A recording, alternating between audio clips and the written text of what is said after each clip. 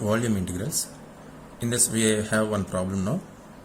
Evaluate integral over v div f bar dv, where f bar equal to 4x I bar minus 2y square j bar plus z square k bar, and v is the volume of the cylinder, x square plus y square equal to 4, z equal to 0 and z equal to 3. So first we should identify the shape of the cylinder and the limits of the cylinder. First, since it is a triple integral volume integration, I'm just drawing the surface here, or the volume, the shape of the cylinder. I'm taking x-axis, y-axis, z-axis. This is our y-axis and this is our x-axis, and let us say it is z-axis. So our cylinder is like this: x square plus y square equal to 4. So based on x square plus y square, and z equal to 0 to, that is from xy plane to z equal to 3, z equal to 3 surface. Suppose I am drawing a circle like this here. Similarly, you can draw one more circle here also on xy plane. This is our cylinder. Okay, feel that it is a circle. So our circular, the cylinder is like this. It is, this shaded area is nothing but outer surface of this one. Okay, so this is one surface, this is another surface, and this is the outer surface, let us have. So that is a complete cylinder, and this is xy plane. Xy plane also, the equation of xy plane, z equal to 0, top z equal to 3, and the equation of the circular form, it is x square plus y square equal to 4. Now I just want to evaluate this one. In this particular problem, we have, that is div f bar in the integrand. So first I have to calculate div f bar.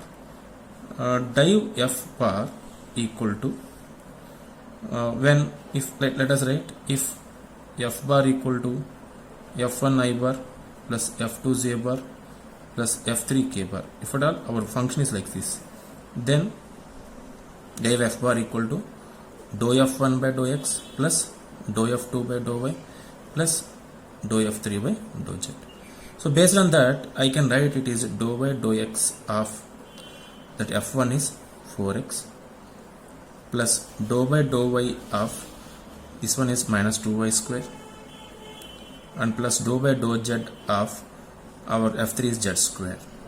So that after simplification, we can have div f bar equal to, this is a 4 and it is minus 4y, it is plus 2z.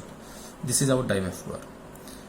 And once you observe that for this integration for the volume V, now let us take the variations of x, y, z. Z is clearly given that z equal 0 to z equal 3. So z varies from z equal to 0 to z equal to 3. So once it is over, coming to the this equation, x square plus y square equal to 4. So that I can write y varies from y equal to, see, if you take out these equations, then we can have only x square plus y square equal to 4. On that region we have to take the integration double integral. So y limits are minus square root of 4 minus x square to plus y equals plus square root of 4 minus x square. Once y is also over, then we can have only x square equal to 4, and finally this x varies from x equal to minus 2 to x equal to plus 2. So this is the way to write the limits of that integral. Therefore I may write integral over v div f bar dv equal to, this is like triple integral. You may write z equal to 0 to 3, since it is independent of x and y. So z equal to 0 to 3, y equal to square root of 4 minus x square to plus square root of 4 minus x square.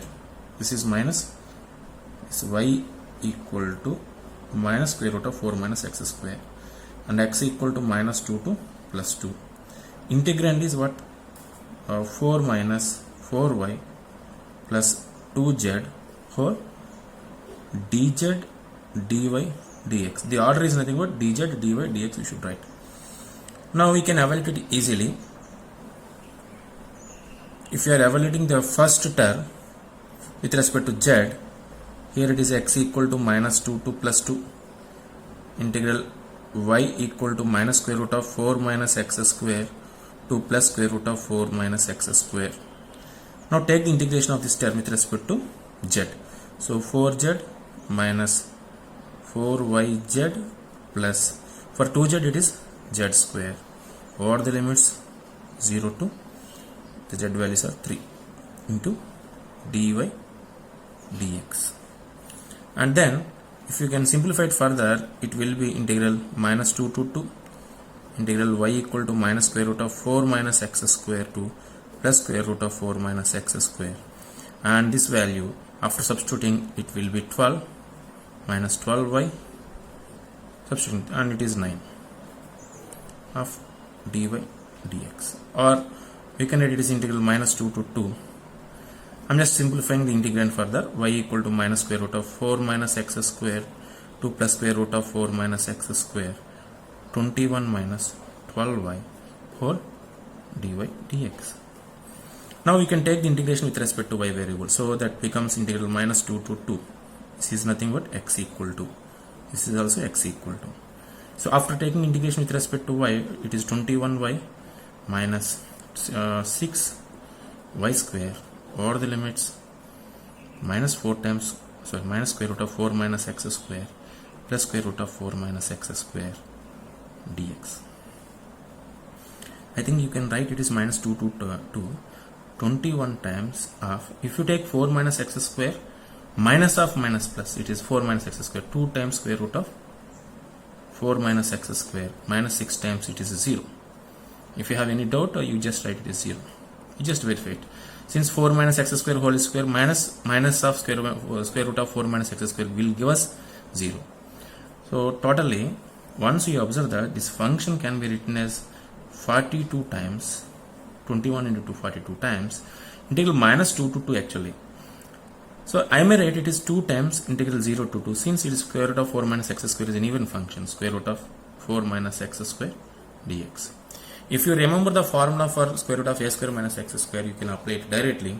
Otherwise, you better take substitution. Put x equal to 2 sine theta. If you take x equal to 2 sine theta, dx becomes 2 cos theta d theta. And limits will be x tends to 0 implies theta tends to 0. X tends to 2 implies theta tends to pi by 2. So it is 84 times integral 0 to pi by 2 square root of 4 minus x square. Can I write directly?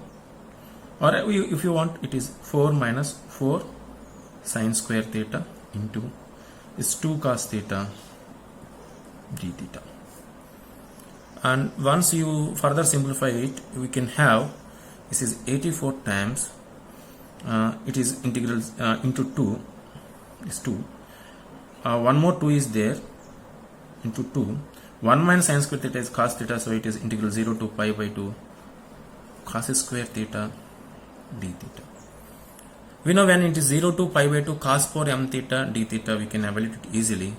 84 into 2 into 2, it is 1 by 2 into pi by 2. Or else you may write 1 plus cos 2 theta by 2 and simplify, you will get this same value 1 by 2 into pi by 2. Integral 0 to pi by 2 cos 4 m theta d theta values can be easily calculated using logic. So I just cancel these two, so we can have 84 pi. So this is the way to evaluate the volume integrals. The only logic is we have to identify the limits for the integration. Remember that here dv means it is dx dy dz. Integral over v means we are evaluating over a volume. Here either you may take dz dy dx, order is not important, but you should take the limits properly as you are taking the order. So I just take the order here yx, so I just write dy dx. Since z is independent of these two, you may evaluate it, you may evaluate the integral with respect to z either first or last. It's up to you.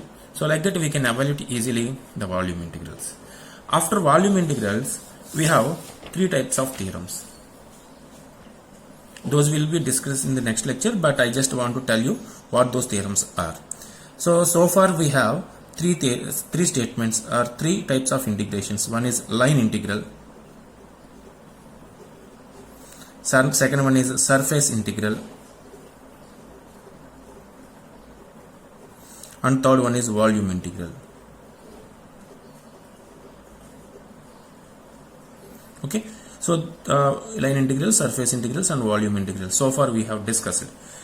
Now we are going to have some theorems called Green's theorem,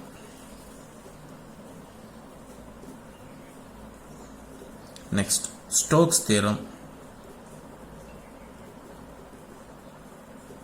and finally Gauss divergence theorem.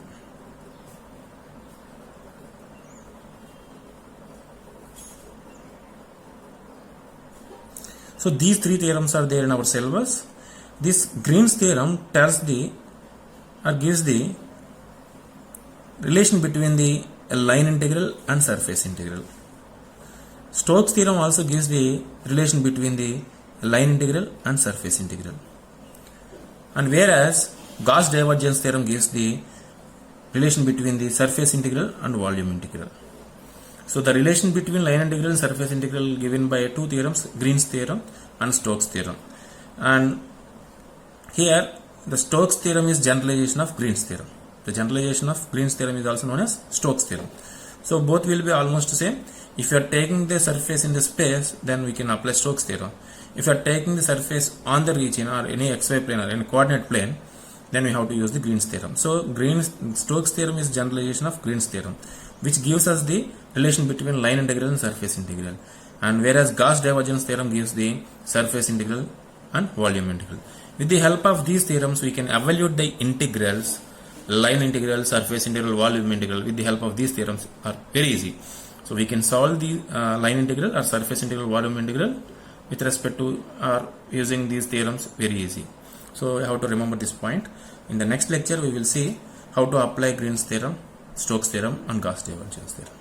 Thank you.